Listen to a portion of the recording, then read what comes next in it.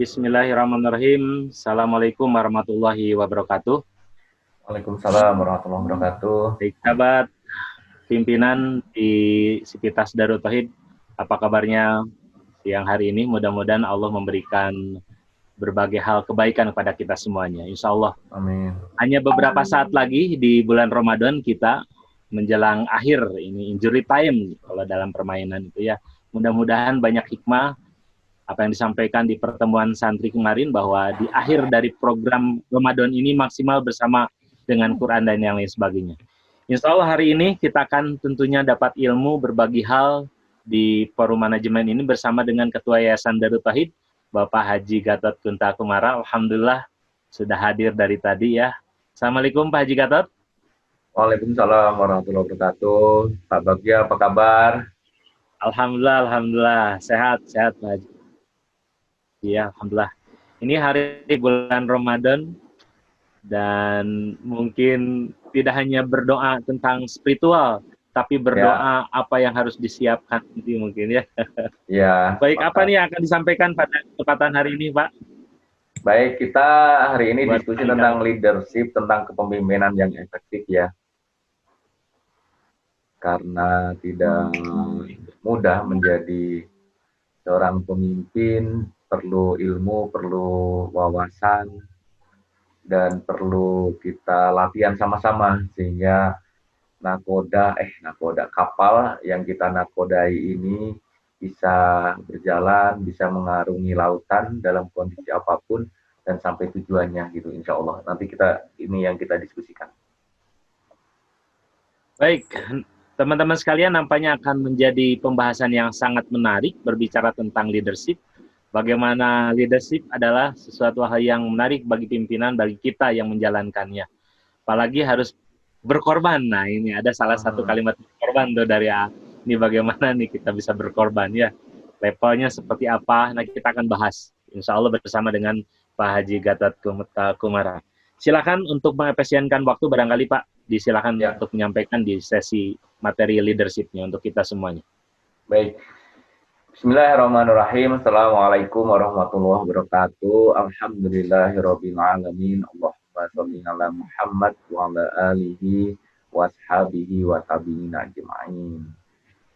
Sahabat MTTV dan teman-teman rekan-rekan santri karya, baik yayasan, NGO, koperasi, dimanapun kita berada, semoga di ujung dari bulan Ramadan ini Allah senantiasa mengkaruniakan keistiqomahan kepada kita dan keluarga kita dalam beramal soleh, dalam kebaikan, dalam menyongsong pintu-pintu ampunan Allah SWT, dan semoga kita semua dapat berkumpul tidak hanya di dunia namun juga bisa berkumpul nanti di akhirat. Amin ya Allah ya Rabbal Alamin. Baik, rekan-rekan, kita meneruskan diskusi kita sebelumnya terkait dengan kerja dengan bahagia. Nah, hari ini kita bahas satu hal yang menjadi tugas ataupun menjadi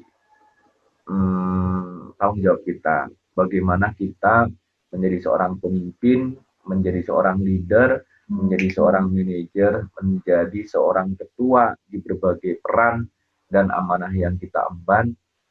Dan tanpa ilmu, tanpa wawasan yang cukup, ternyata memimpin sekecil apapun organisasi ataupun tim itu akan sulit untuk sampai ke tujuan.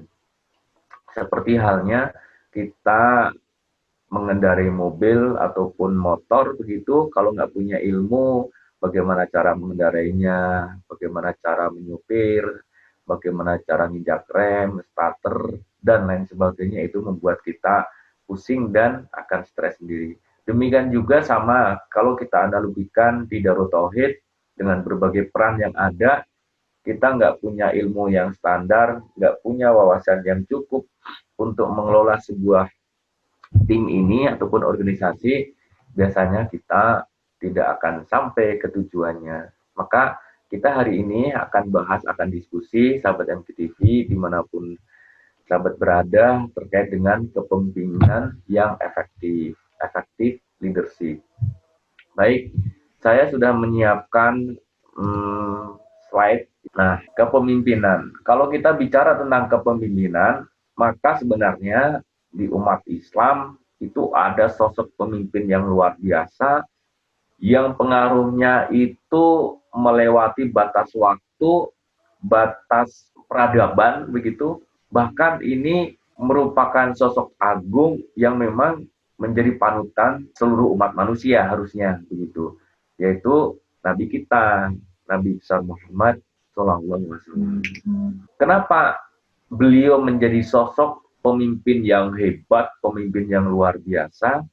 Karena menurut seorang penulis buku, Michael Hart, dia nulis dari 100 orang yang sangat berpengaruh di dunia.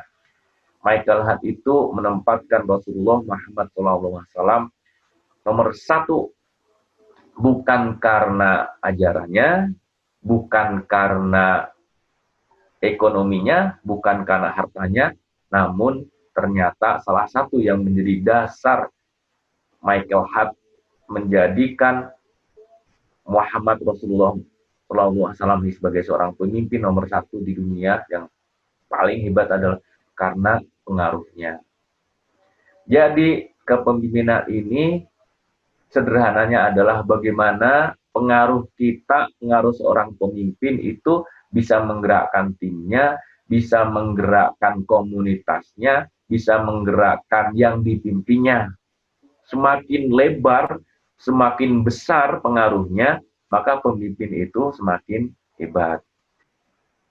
Nah, ini pengantarnya. Apalagi sekarang nih, di Indonesia lagi, bahkan tidak hanya Indonesia, di dunia, Corona, COVID-19, itu Masya Allah, itu ujian kepemimpinan seorang. Jadi kalau misalnya kepemimpinan itu akan teruji kalau ada kondisi yang kritis, yang darurat. Kalau biasa-biasa saja, biasanya nggak akan muncul pemimpin-pemimpin yang hebat. Tapi lihat ya, setelah Corona ini selesai, saya kira tidak akan muncul pemimpin-pemimpin Indonesia, pemimpin-pemimpin dunia yang memang luar biasa. Nah, ini coba tebak. Nih, kira-kira ada pemimpinnya ada nggak ini? Kang Bagjak, ini ada pemimpinnya nggak ini? Orang disuruh dorong kereta api. Ada. Ada ya? Tapi tidak nampak gitu. Kalau Tidak digambar nampak, tidak siapa ya. Tapi ada yang menggerakkan begitu. Ada yang menggerakkan ya. Ini hebat nggak nih? Hebat nggak pemimpinnya? Hebat. Karena saya baru tahu nih gambarnya. Kereta api didorong. Coba terbayang tidak itu? Setahu saya kereta api itu nggak bisa didorong. Kenapa? Karena dia pakai magnet ininya. Yeah. Jadi didorong bagaimanapun nggak akan bergerak.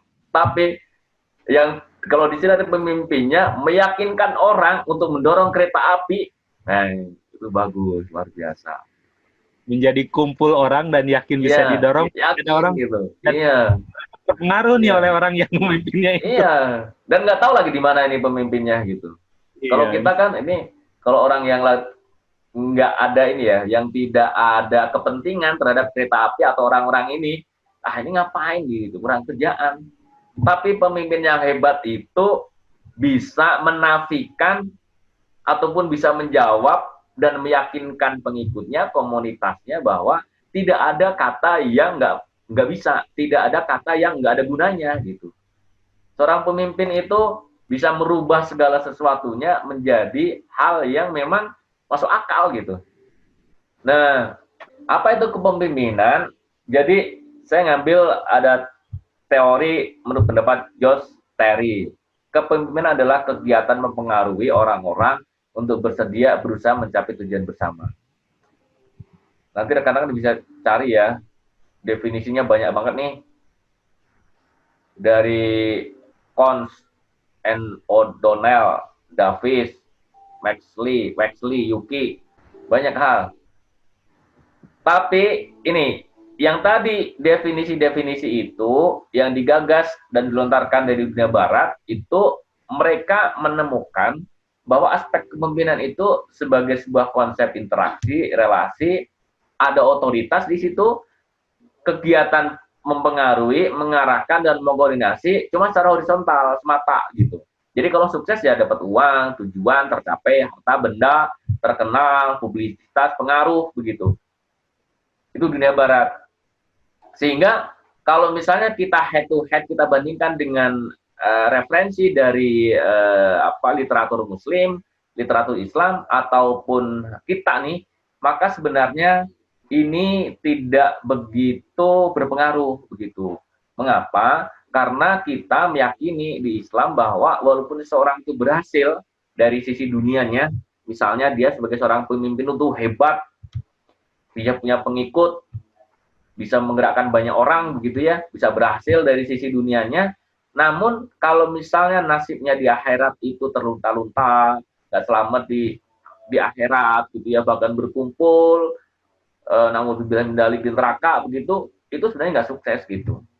Walaupun dia bisa mengaruhi orang, walaupun orang-orang itu akan tunduk patuh kepada dirinya, untuk kemana saja A, ya dia akan jalankan A, pemimpinnya bilang B, dia akan jalankan B, terus begitu, tapi sebenarnya sebatas horizontal semata. Nah, dalam konsep Islam, yang Rasulullah contohkan itu, jadi kita itu tidak hanya tanggung jawab terhadap urusan horizontal, urusan job desk, urusan tugas, pekerjaan di kantor, namun juga kita itu bertanggung jawab terhadap hablunallahnya, urusan vertikal tim kita. Kenapa itulah di Darut Tauhid ada amalan yaumiyah, dicek buat hari ini udah wandi-wandi belum, duhanya bagaimana, ya mulainya bagaimana, kemudian ada menuntut ilmu, sedekah, riadoh, dan sebagainya. Nah, itu semua untuk apa? Agar kita itu berhasil tidak hanya ngurusin pekerjaan kita. Oke deh, target selesai, komplain dari konsumen kita bisa atasin, kita bisa selesaikan, gitu. Tapi ternyata nggak cukup dari situ gitu. Tapi ada yang lebih tinggi, lebih jauh, lebih besar dibandingkan itu. Bahkan seorang pemimpin itu lebih besar, lebih banyak harusnya memikirkan apa yang dia pimpin. Rasulullah Muhammad SAW itu, Masya Allah, kepada kita nih sangat cinta luar biasa. Ingin kita itu selamat, bisa berjumpa dengan beliau di Telaga Kausar, bisa minum dari air Telaga Kausar, dan ingin selamat bareng-bareng begitu. Banyak nanti rekan-rekan cari ya literatur bagaimana kecintaan Rasulullah terhadap umat beliau. Masya Allah. Nah, ada 4 kata kunci. Satu adalah proses mempengaruhi, yang kedua adalah orang-orang bersedia. Jadi pemimpin itu ada 4 ini. Satu adalah kita bisa mempengaruhi dengan apa saja. Tapi ada yang dengan SK, ada juga dengan iming-iming, hadiah, dan sebagainya. Ada juga dengan yang punishment-nya, dihukum, sanksi. Oh, kalau kamu nggak ikut, nanti dapat sanksi loh. Oh, kalau kamu misalnya tidak mendapatkan atau tidak melakukan pekerjaan ini, kamu nanti akan dipotong gaji dan sebagainya. Itu berbagai teknik proses mempengaruhi.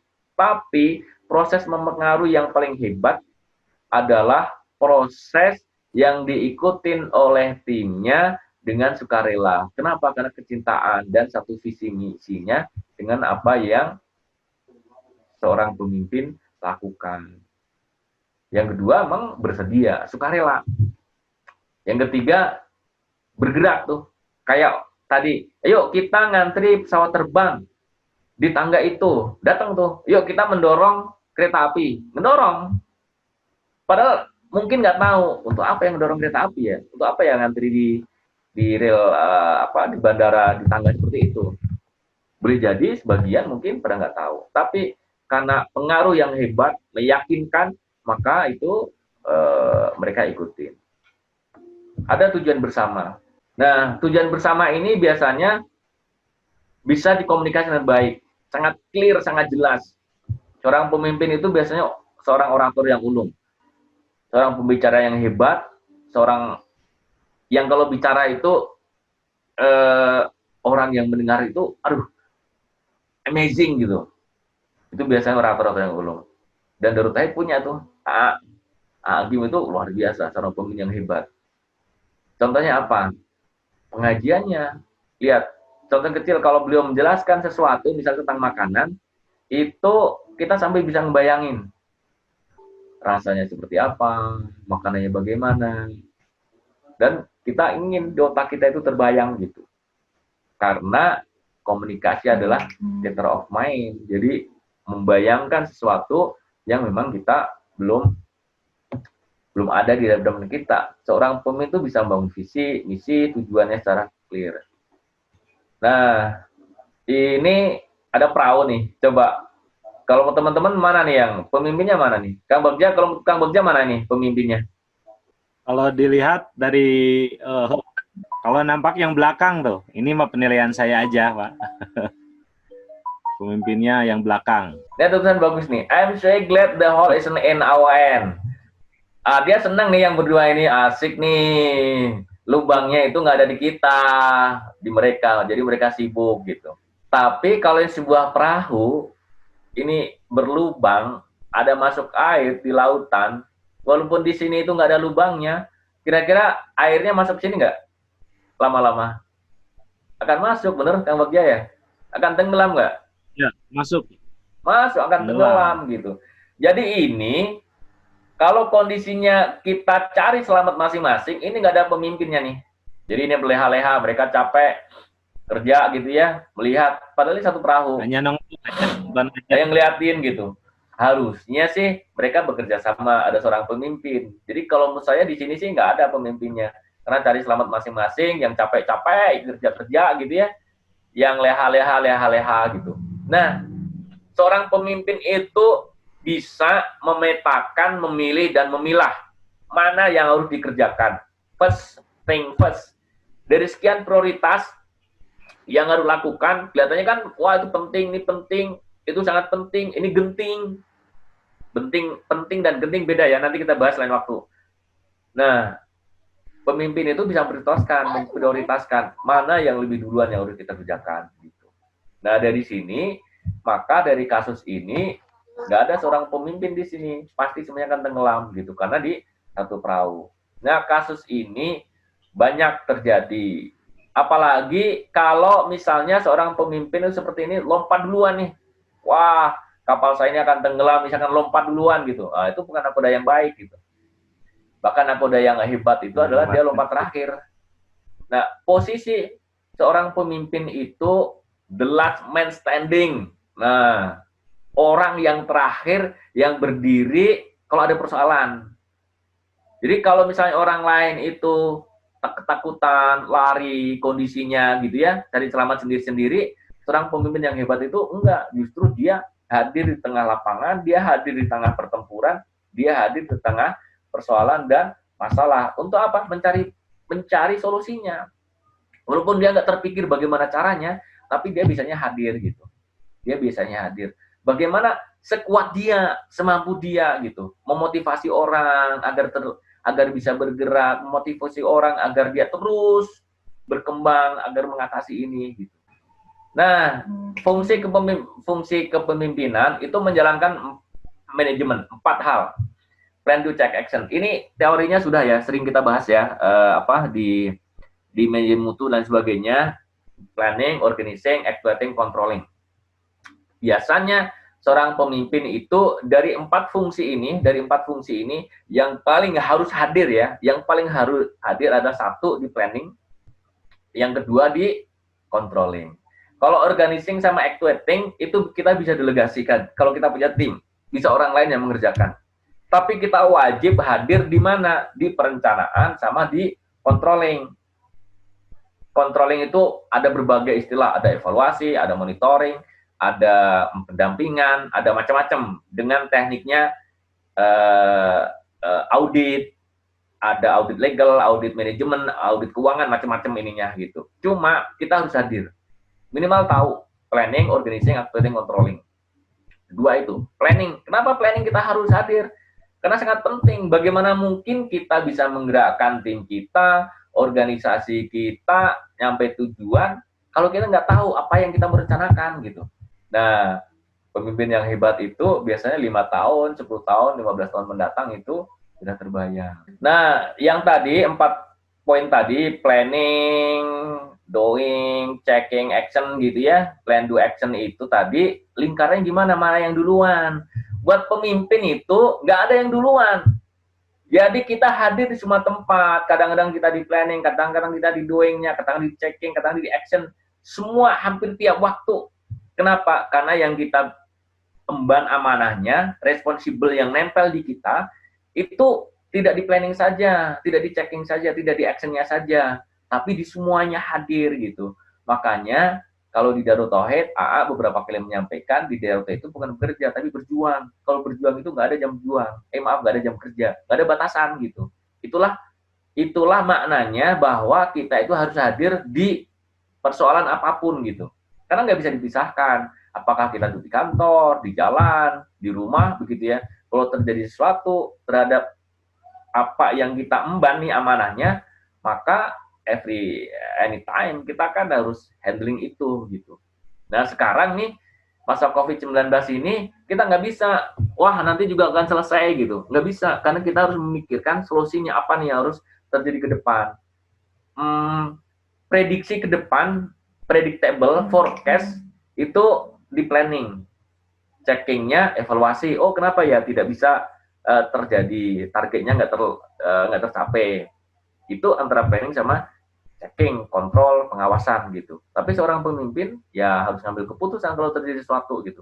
Seperti sekarang nih kita ambil keputusan semua santri gajinya dikurangi 50 sampai 50% ringnya ya 50 sampai 100%. Kenapa? Karena kita punya data gitu.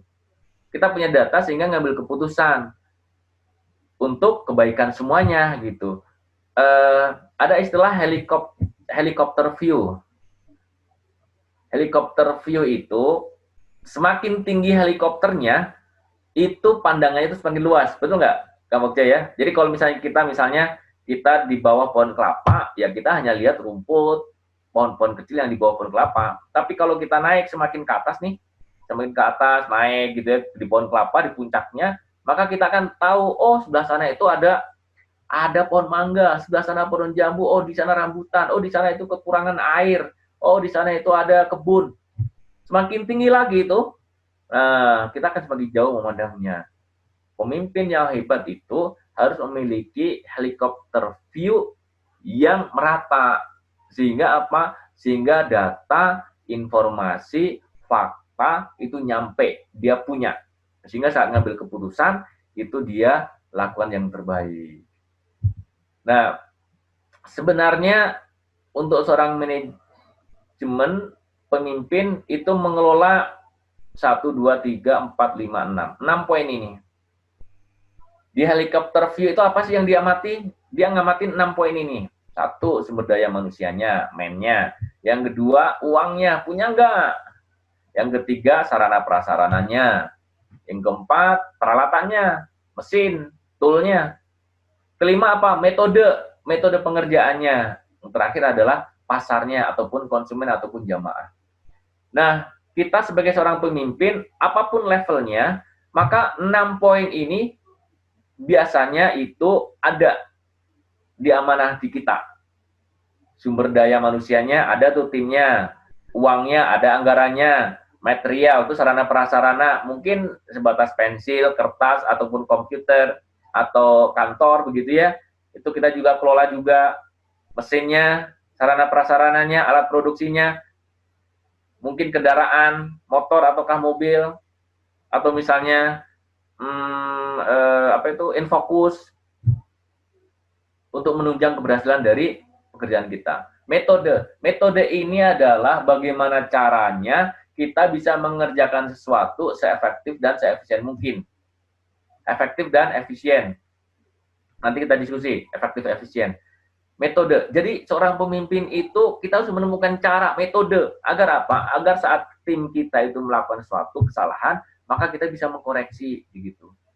Sehingga sebenarnya seorang pemimpin itu biasanya lebih banyak wawasannya, lebih banyak pengalamannya, lebih banyak ilmunya, dan untuk data, informasi, fakta itu biasanya dia sangat peka gitu. Dia bisa ngolah dengan cepat. Persoalan yang terbesar buat seorang pemimpin adalah mengambil keputusan. Dan setiap pemimpin itu harus mengambil keputusan. Nggak mungkin kita nggak ambil keputusan. Sekecil apapun levelnya ya, itu pasti ngambil pemimpin. Ngambil keputusan. Kalau seseorang nggak berani ngambil keputusan, maka sebenarnya bukan seorang pemimpin gitu. Apapun resikonya.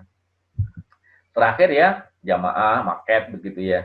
Jadi rekan-rekan, kalau misalnya kita jadi seorang pemimpin, 6 poin ini rekan-rekan harus kuasai, minimal mengetahuinya. Nggak perlu dihafal, tapi kalau kita nih mau ngambil keputusan, 6 poin ini kita harus cek.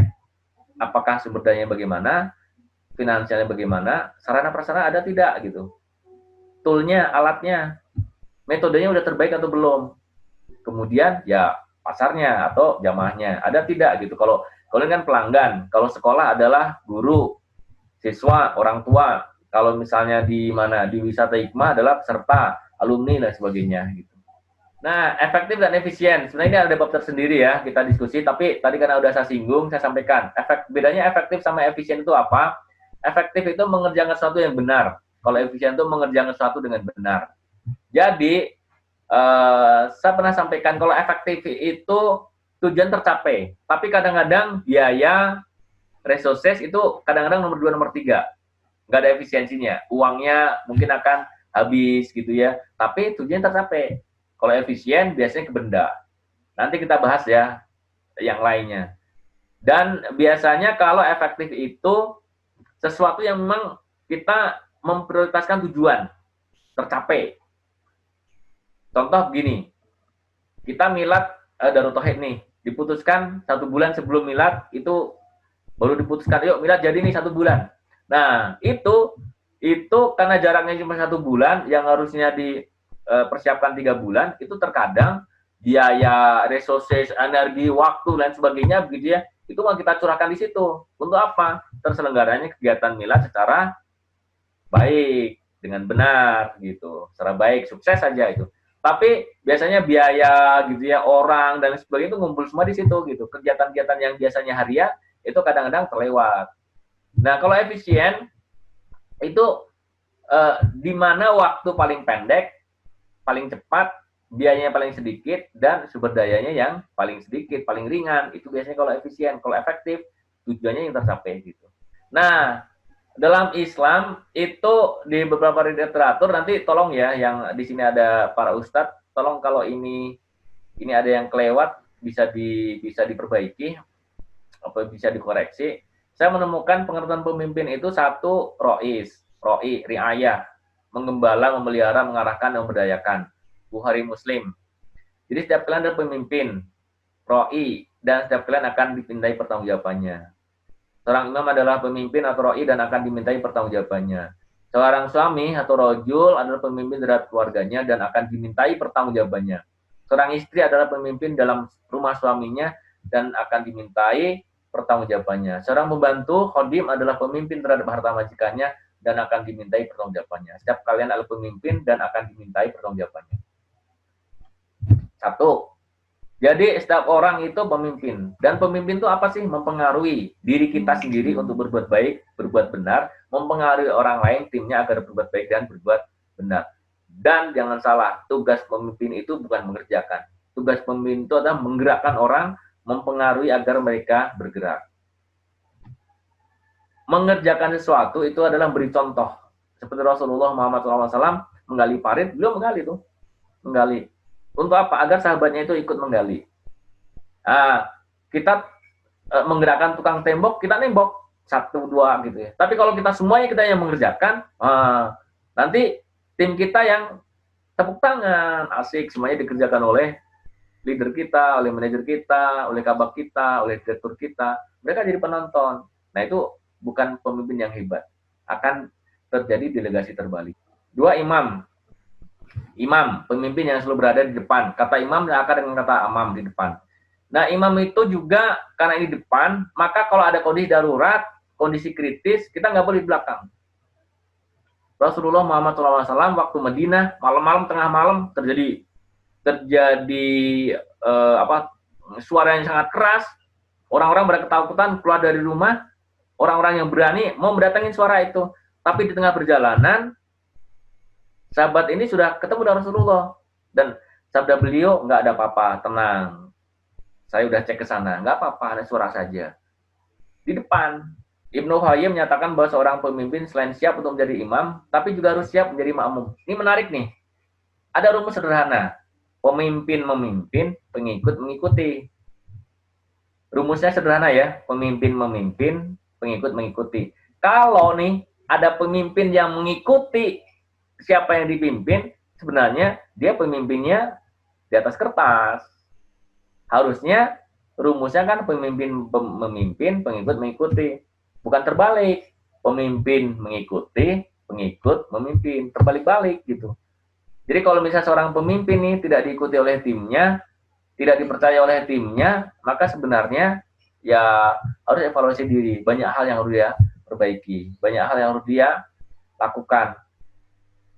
Agar apa? Agar trust ya dipimpinnya. Ketiga, khalifah. Secara terminologi artinya pengganti kepemimpinan Rasulullah Muhammad SAW. Ibnu Khaldun mengatakan bahwa kepemimpinan dalam terminologi khalifah juga berarti menyiapkan kepemimpinan berikutnya sesuai dengan aturan syariat demi tercapainya kemaslahatan duniawi dan ukhrawi. Jadi, pemimpin yang hebat itu melahirkan pemimpin berikutnya yang hebat juga, begitu. Sehingga orang tua yang hebat begitu ya, itu biasanya anak yang hebat. Nah, kadang-kadang anak yang hebat itu bukan dilihat dari anaknya. Beberapa kali kita mendengar statement beberapa tokoh termasuk AA, statementnya A begini itu bukan karena hebatnya AA, tapi karena orang tua AA. Eteh sama Nin, sama ya, apa sama Nin yang mendidik AA, Adeda dan keluarga gitu, sehingga bisa terbentuk seperti itu. Sama kita juga kalau misalnya kita itu dikatakan orang berhasil begitu ya, itu sebenarnya bukan prestasi kita, itu prestasi orang tua kita. Kita dianggap berprestasi saat apa? Saat putra putri kita nanti bisa berhasil, sukses dunia di akhiratnya gitu ya, soleh solehah, itu jadi prestasi kita. Tapi kalau sekarang kita sebenarnya hasil didikan dari orang tua, karena yang memberikan dasar-dasar pendidikan, dasar-dasar perilaku, dasar-dasar saat ngambil keputusan itu adalah orang tua kita. Jadi, yang keempat, amir artinya pemerintah, mentaati amir ya, pemimpin apapun warna kulitnya. Menurut Ibnu Majah, Imam Ahmad dan riwayat Bukhari.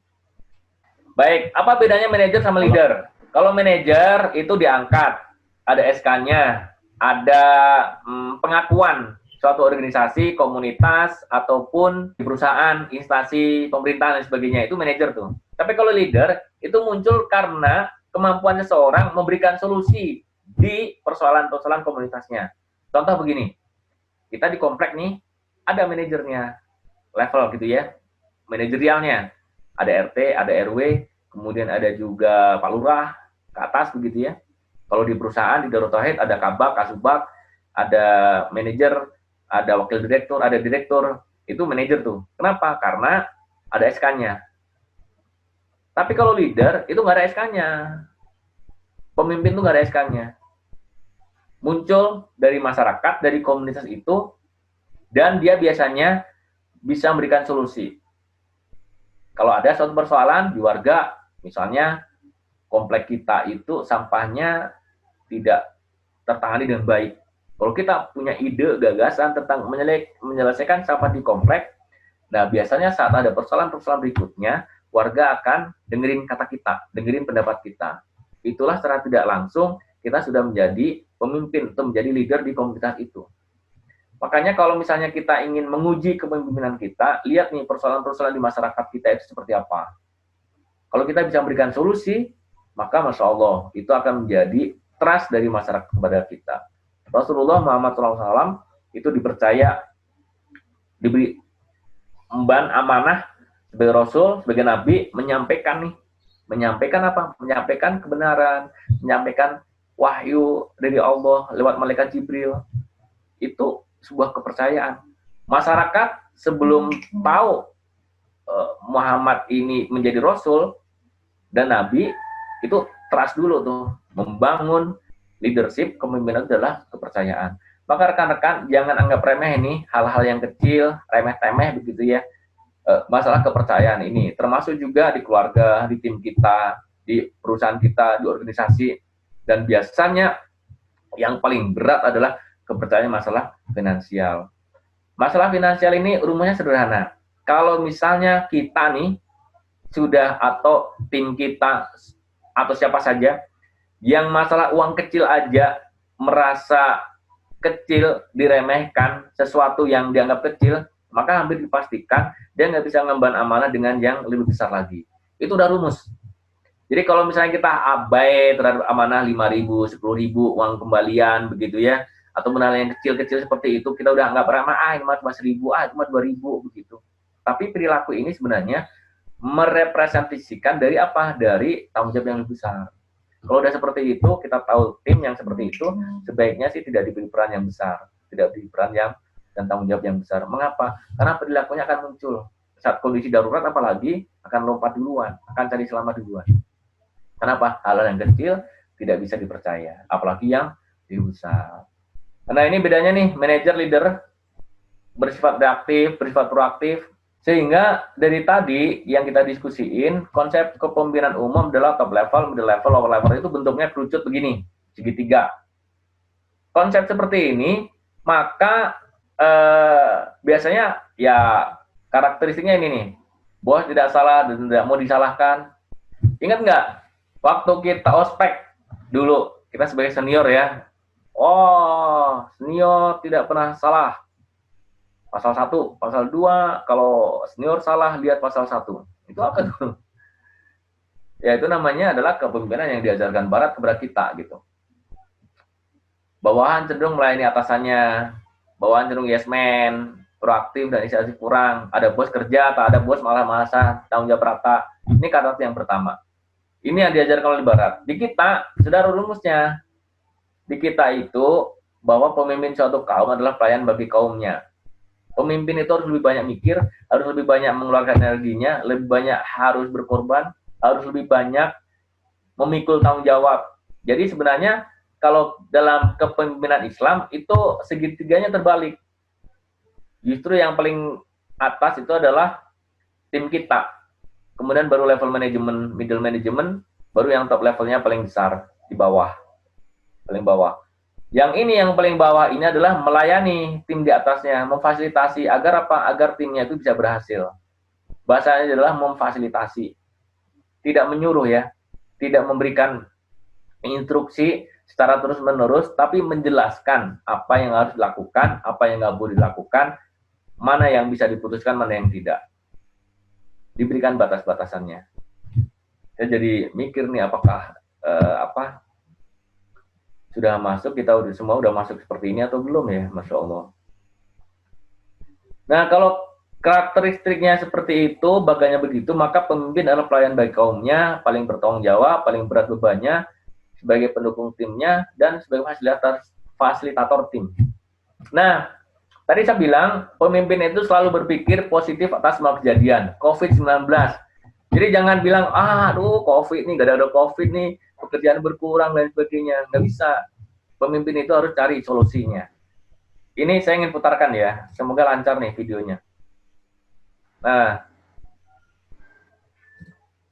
tahu nggak ini siapa? Kamu tahu nggak nih? Roberto Carlos. Roberto Carlos, bener, pemain bola ya. Tahun berapa? Katanya tahun, saya nggak tahu, tahun 2000-an ya, sebelum tahun 2000-an.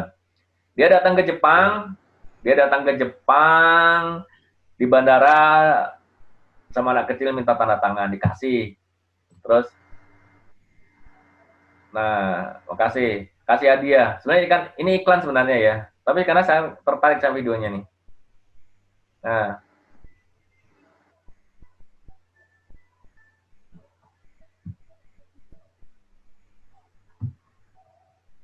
nggak jelas ya. Terjatuh itu, Pak.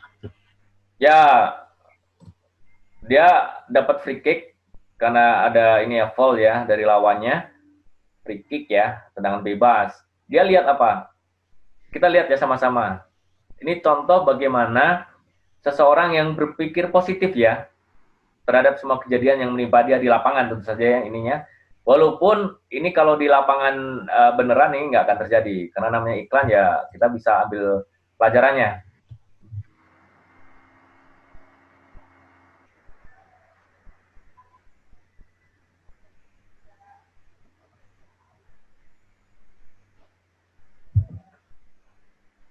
Ya, jadi dia nunduk dulu, terima kasih gitu. Yang lainnya kan orang Jepang kan juga harus membalas gitu.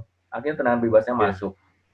Nah, dari sini maka seorang pemimpin itu eh, minimal dengan kemampuannya, dengan keahliannya, apa yang dia bisa lakukan begitu ya, harus berpikir positif atas semua kejadiannya, apapun. Ya kalau misalnya kita ngamatin beberapa pemimpin yang hebat gitu ya, kita ibrohnya adalah AA yang paling dekat, itu rata-rata kalau misalnya kita mengevaluasi begitu, pikirannya atau hikmahnya itu positif. Jarang tuh AA atau kita nih kemudian menjas, ah itu salah kamu, oh ini salah ini, enggak. Tapi kalau kita bisa dua hal nih, satu perbaiki diri, lakukan yang terbaik. Nah itu adalah sikap seorang pemimpin. Lalu perbaiki diri, lakukan yang terbaik. Karena setiap orang, setiap pemimpin pasti pernah salah. Ngambil keputusan salah, ya itu biasa siapa saja terjadi. Nah ini AA menyampaikan tugas pemimpin itu membangun visi, menggali potensi, motivasi, dan mengkomunikasikan. Visi hebat, tapi nggak ada aksi, ya namanya just impian. Visinya hebat nih, tapi nggak ada aksinya, jadi sebatas impian. Nggak ada visi, tapi aksinya hebat, ya itu sensasi aja. Misalnya, wah, nggak ada visi nih, ayo kita rame-rame ke sana. Rame-rame ke sana lu ngapain gitu, hanya sensasi saja. Tapi kalau visinya nggak ada, aksi nggak ada, ya itu nggak bisa jadi seorang pemimpin. Nggak ada aksi, nggak ada visinya. Mau apa yang dilakukan gitu? Hanya fantasi aja.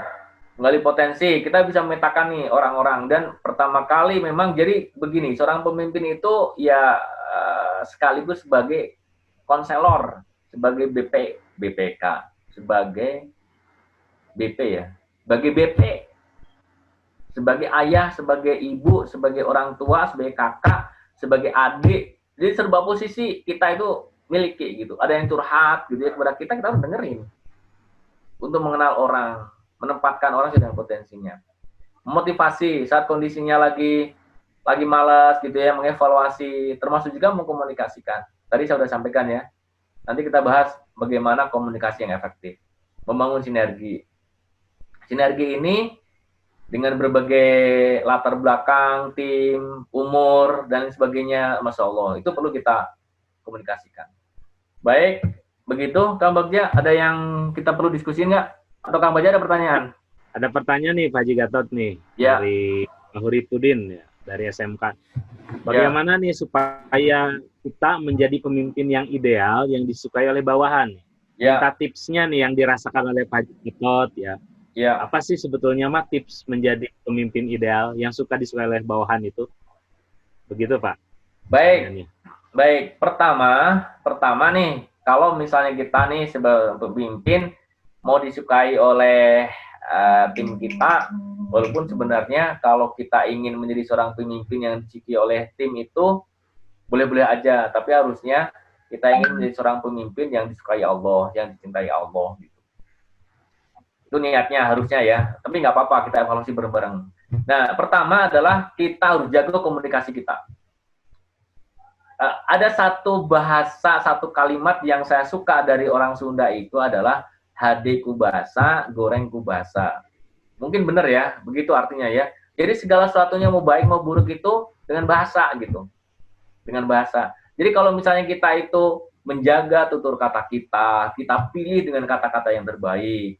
Kita nulis sesuatu misalnya ya di WA, di tulisan gitu, kita dengan tulisan yang terbaik, huruf besarnya, huruf kecilnya, singkatannya, apakah perlu di apa itu di misalnya tulisan pada ditulis PD itu apakah pas atau tidak gitu. Seorang pemimpin itu detail begitu.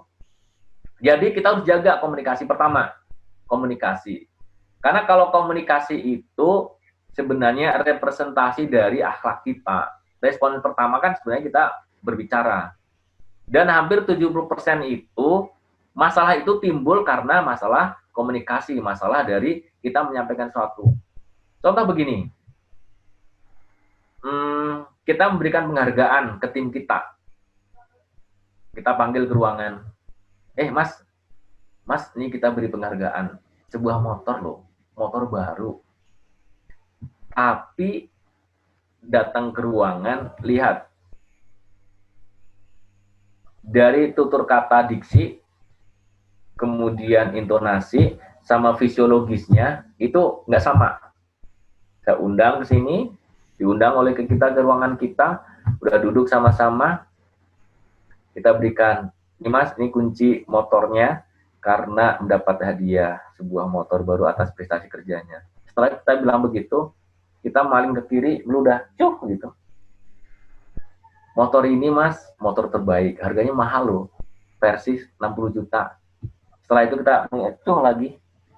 Itu yang diingat oleh tim kita, walaupun diberi penghargaan, itu bukan motornya, bukan penghargaannya. Apa coba yang diingatnya?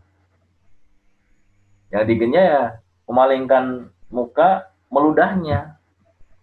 Jadi rekan-rekan, ada 7% itu kita berkomunikasi, itu dari kata-kata kita, pilihan diksi.